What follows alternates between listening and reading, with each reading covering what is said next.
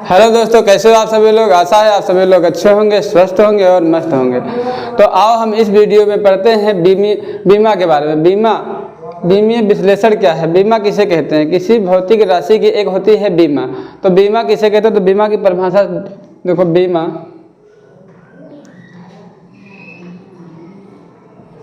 जो भी विद्यार्थी बोर्ड में है, मतलब यूपी बोर्ड या सीबीएसई बोर्ड, किसी भी बोर्ड की तैयारी करे तो उसमें बीमा का महत्व बहुत जरूरी है। क्योंकि कोई भी भौतिक राशि होती है, उसकी हर भौतिक राशि की एक होती है बीमा, और बीमा बहुत ज़्यादा पूछी जाती है। तो बीमा किसे कहते हैं, किसी भौतिक राशि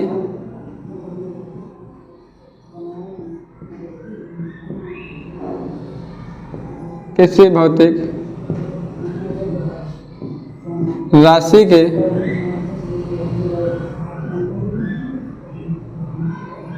व्युत्पन्न मात्रक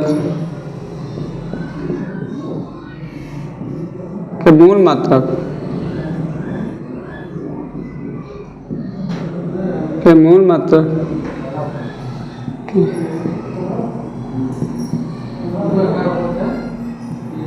घातांक को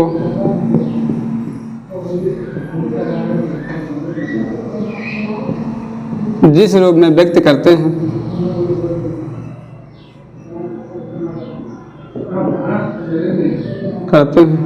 उस राशि की बीमा कहलाती है। उस राशि की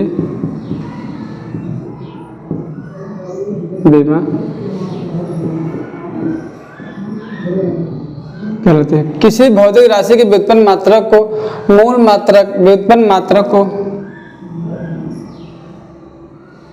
मूल मात्रक के घातांक को जिस रूप में व्यक्त किया जाता है उसे उस राशि की बीमा कहते हैं या बीमा कहलाती है।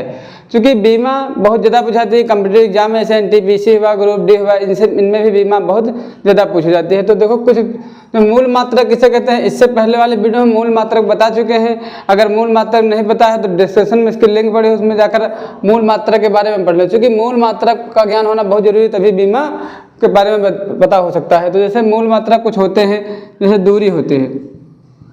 तो जो दूरी होती है कुछ के बीमा, जैसे दूरी की बीमा होती है L। बीमा को हमेशा बड़े ब्रैकेट में लगते हैं। दूरी की बीमा होती है L। द्रव्यमान की बीमा होती है M। समय की बीमा होती है T। देखो बीमा को हमेशा बड़े ब्रैकेट व कैपिटल अक्षर से ही लिखते हैं। जैसे दूरी को लेंथ कहते हैं, लेंथ का पहला अक्षर L होता है तो उसको L से लिख दिए कैपिटल लेटर में, और हमेशा बड़े ब्रैकेट में ही रखते हैं। जैसे विद्युत धारा,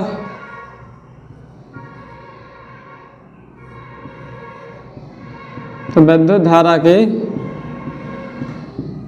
जो बीमा होते हैं वो होते हैं कैपिटल, ये हमेशा ऐसे लिख देते हैं। जैसे ये होते हैं बीमा। अगर कभी भी बीमीय सूत्र लिखते हैं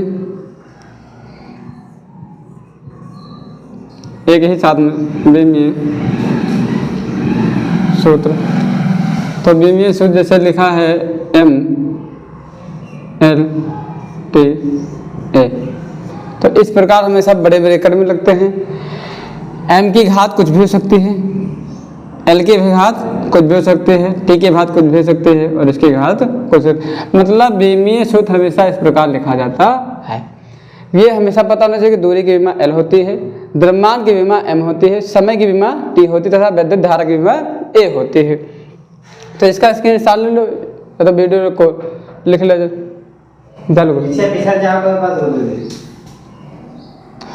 अब जैसे बीमा निकालना सीख रहे, जैसे हम निकालते हैं क्षेत्रफल। तो अगर जैसे मात्रक नहीं होता था, मात्रक निकालने के लिए सूत्र का ज्ञान होना बहुत ही जरूरी था। अगर सूत्र नहीं पता तो हम मात्रक नहीं निकाल सकते हैं। ठीक उसी प्रकार यदि सूत्र नहीं पता तो हम किसी चीज़ की बीमा निकाल नहीं सकते हैं। जैसे हमें क्षेत्रफल हुआ, तो अगर क्षेत्रफल की बीमा निकालनी है तो क्षेत्रफल का सूत्र क्या होता है इसके बारे में पता होना चाहिए। क्षेत्रफल बराबर होता है लंबाई गुणे चौड़ाई। क्षेत्रफल का जो मात्रक, क्षेत्रफल का फार्मूला होता है लंबाई गुणे चौड़ाई। तो अब यदि हमें निकालनी है क्षेत्रफल की बीमा, क्षेत्रफल की बीमा, तो जब हमें क्षेत्रफल की बीमा निकालनी होती है तो क्षेत्रफल की बीमा वही होगी जो लंबाई की बीमा होगी और चौड़ाई की बीमा होगी। अब जैसे लंबाई क्या है, एक प्रकार की क्या है, दूरी, और ये क्या है, मूल मात्रक। और अगर मूल मात्रक नहीं पता तो हम बीमा निकाल नहीं सकते हैं। तो जैसे लंबाई हो तो अभी बता चुके हैं कि जो लंबाई दूरी हो, दूरी जो लंबाई चौड़ाई सब एक प्रकार की क्या है, दूरी हुई। तो हम जब दूरी को किससे लिखते हैं, एल से। लंबाई भी एक प्रकार की दूरी, तो इसके लिख दे कैपिटल एल से। चौड़ाई भी एक प्रकार की क्या हुई, दूरी, तो उसको भी लिख देंगे कैपिटल एल से। तो देखो एल यहाँ भी, एल यहाँ भी, एक एल और एक एल एक ही, तो कुछ नहीं तो घात कितने होते हैं, एक। तो एल एल कितने हो गए, एल का स्क्वायर, एल स्क्वायर। ये हो गई क्षेत्रफल की बीमा, क्षेत्रफल की बीमा। बात समझ में आई? देखो ये इतना ध्यान रखो कि दूरी की बीमा जो होती है एल होती है। दूरी मतलब लंबाई, चौड़ाई, ऊंचाई, गहराई, मोटाई, कुछ भी हो हमेशा किससे लिखेंगे, एल से लिखेंगे। द्रव्यमान ग्राम में हो, चाहे किलोग्राम में हो, चाहे क्विंटल में हो, कुछ भी हो हमेशा लिखेंगे एम से लिखेंगे। समय को हमेशा टी से लिखेंगे तथा विद्युत धारा को हमेशा ए से लिखते हैं। तो जैसे यहाँ पर क्षेत्रफल की बीमा निकाला तो क्षेत्रफल की बीमा क्या होती है, लंबाई गुणे चौड़ाई। तो क्षेत्रफल की बीमा निकालनी था तो लंबाई और गुणे चौड़ाई। तो क्षेत्रफल की बीमा हो गई लंबाई गुणे चौड़ाई। तो लंबाई की बीमा जानते हैं एल होती है और चौड़ाई की बीमा भी एल होती है, तो एल एल एल स्क्वायर हो गया। तो ये हो गई क्षेत्रफल की बीमा। जैसे फिर हमें निकालने हैं आयतन की बीमा। तो ये बताओ हम किसी चीज़ की बीमा, बार बार यही कह रहे हैं, किसी चीज़ की अगर बीमा निकालनी है तो उसके सूत्र का ज्ञान होना बहुत जरूरी। जैसे यहाँ भी है, अब आयतन की बीमा निकालनी तो आयतन का सूत्र पता होना चाहिए। तो आयतन का सूत्र होता है लंबाई गुणे चौड़ाई गुणे ऊंचाई। अब हमें अगर आयतन की बीमा निकालनी है तो हमें पता होना चाहिए लंबाई की बीमा, चौड़ाई की बीमा और ऊंचाई। ये एक सब प्रकार के क्या है, दूरी, और दूरी की बीमा क्या होती है, एल होती है। तो यदि हम आयतन की बीमा निकालें, आयतन की लंबाई को लिखते हैं एल से, चौड़ाई की बीमा में कितनी होती है, एल होती है, ऊंचाई की बीमा में कितनी होगी, एल। तो एल एल एल कितने हुए, एल की पावर 3। चूँकि यदि आधार समान होते तो गुणा में घातें जुड़ती हैं। चूँकि इनका भी आधार देखो, इनकी घात 1 है, इनकी भी घात कितनी हुई, 1 हो गई, इनकी भी घात कितनी हो गई, 1। तो यहाँ भी एल लिखा, यहाँ भी एल लिखा, यहाँ भी एल। तो एल एल, 1 एल, 2 एल और 3 एल। तो एल की पावर कितने हो गए, 3। चूँकि आधार यहाँ क्या थे, समान थे। तो ये हो गई आयतन की बीमा।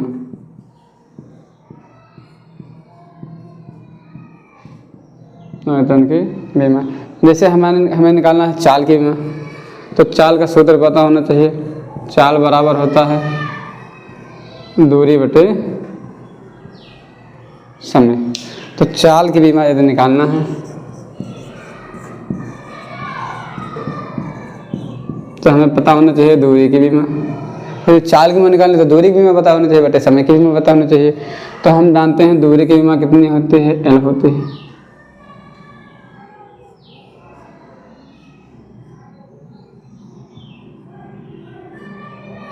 बटे समय की बीमा होती है टी। हमेशा कैपिटल लेटर से लिखेंगे और बड़े ब्रैकेट में ही लिखेंगे। ये बटे में है, बटे में अच्छा नहीं लगता। कभी भी कोई चीज़ देखो, इतना था ध्यान रख लो कि अगर a की पावर कितना है, माइनस का n है, अगर ये चीज़ बटे में जाएगी तो कैसे हो जाएगी, प्लस में n हो जाएगी। ये अगर माइनस में है नीचे जाएगा प्लस, और प्लस है तो ऊपर जाएगा माइनस में हो जाएगा। यदि आधार समान, जैसे a की पावर m है और a की पावर भी कितना है, n है, तो ये हो जाएगा a m प्लस n हो जाएगा। देखो इनका काम जब फिजिक्स में हम न्यूमेरिकल लगाएंगे तो इनका काम वहाँ भी लगेगा। क्योंकि यदि आधार समान है, हमेशा ध्यान रखना, यदि आधार समान है तो गुणा में घातें जुड़ती हैं। क्योंकि फिजिक्स में न्यूमेरिकल लगाना है तो इन चीज़ों का ज्ञान होना बहुत ही ज़रूरी है। जैसे हम लिख दिए 10 और गुणे 10 की पावर यहाँ लिख दिए 4 और यहाँ 10 की पावर कितना लिख दिए 5। तो देखिए यदि आधार यहाँ क्या है, एक समान है, तो जब आधार एक समान है तो हम जानते हैं गुणा में घातें क्या हो जाते हैं, जुड़ जाते हैं। तो 5 4 कितना हो जाएगा, 9 हो जाएगा, 5 4 9 हो जाएगा। जैसे कि यहाँ पर लिखा है 3 की पावर 5 लिखा है, यहाँ 3 की पावर लिखा है 8, तो देखिए आधार समान तो गुणा में घाते जुड़ती हैं, 8 5 कितना हो जाएगा, 13 हो जाएगा। तो ये हमेशा ध्यान रखना, यदि आधार समान है तो गुणा में घाते जुड़ती हैं। तो उस आधार पर अब जब यहाँ देखें तो देखो ये बटे में अच्छा नहीं लगता है। अब इसको हम लेकर जाएंगे ऊपर, तो जब हम ऊपर लेकर गए, ये तो ऊपर है ही है, अगर यहाँ घात कुछ नहीं तो कितनी है, प्लस में। अगर हम इसे ऊपर लेके गए तो गुणे में जाएगा, तो प्लस में है तो ऊपर जाएगा कैसा हो जाएगा, माइनस, चूँकि हम बता चुके अगर माइनस में है तो प्लस और प्लस में है तो माइनस में हो जाएगा। अगर एक ही में लिख दें तो LT - 1, LT - 1, ये हो गई चाल की बीमा, चाल की बीमा ये होती है। तो इसी प्रकार हम बीमा निकालते हैं, जैसे हम निकाल रहे हैं एक का, तो इनका स्क्रीनशॉट ले लो या तो फोटो खींच लो आराम से। तो जैसे चौथा हुआ त्वरण, इसे हमें निकालना है त्वरण की बीमा। तो त्वरण का फार्मूला पता होना चाहिए। त्वरण बराबर होता है वेग परिवर्तन बटे समय अंतराल, वेग परिवर्तन बटे समय अंतराल होता है त्वरण का फार्मूला, वेग परिवर्तन बटे समय अंतराल। जैसे वहाँ नहीं होता था, जब औसत चाल निकालो चाहे चाल मात्रक वही होता था, तो चाहे देखो वेग और चाल की बीमा एक ही होती है, वेग की बीमा निकालो चाहे चाल की, तो वेग कहो चाहे चाल की बीमा कहो चाहे वेग परिवर्तन कहो, उसकी बीमा क्या होगी, एक। देखो चाहे चाल हो और चाहे क्या हो, औसत चाल।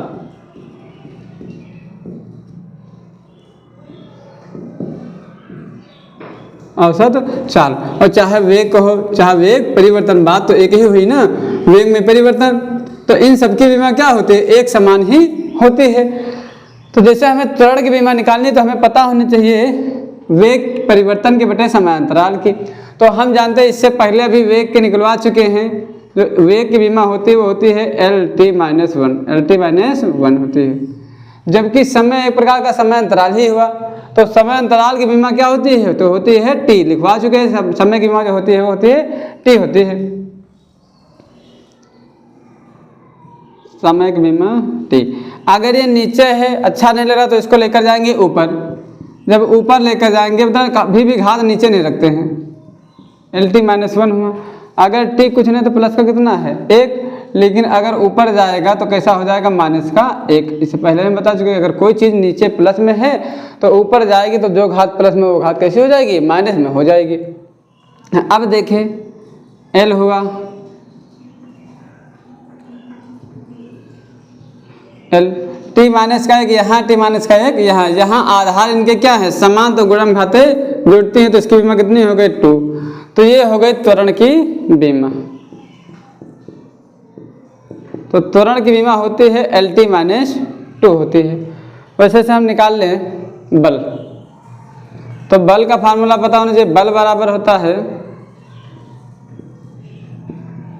द्रव्यमान गुणे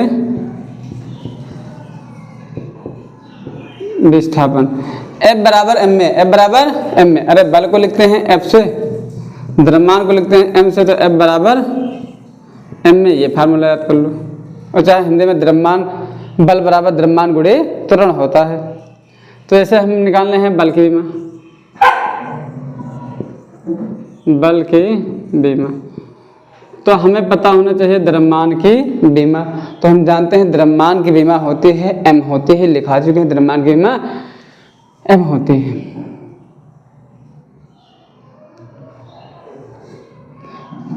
बल बराबर जो होता है द्रव्यमान गुणे त्वरण, द्रव्यमान गुणे त्वरण होता है। बल की बीमा निकालें तो द्रव्यमान की बीमा बताना चाहिए, द्रव्यमान की बीमा होती है M, लिखवा चुके हैं। अब हमें पता होने चाहिए त्वरण की बीमा, त्वरण की बीमा होती है LT - 2, LT - 2, तो इसकी कुल मिलाकर बीमा हो गई MLT - 2, MLT - 2 हो गई। ये हो गई बल की बीमा।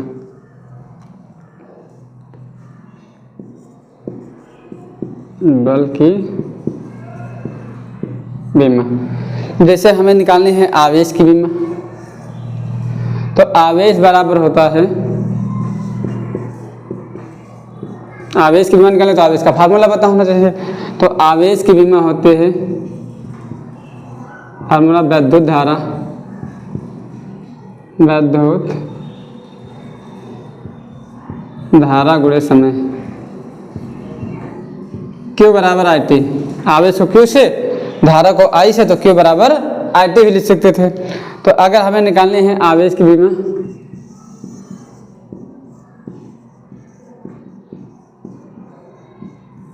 आवेश की बीमा, तो हमें पता होना चाहिए वैद्युत धारा की बीमा। तो वैद्युत धारा की बीमा होती है ए, लिखा हो चुका है वैद्युत धारा की बीमा ए होती है, जबकि ये समय हुआ, समय की बीमा होती है टी। तो ये आवेश की बीमा कितनी है 80। ये हो गई आवेश की बीमा।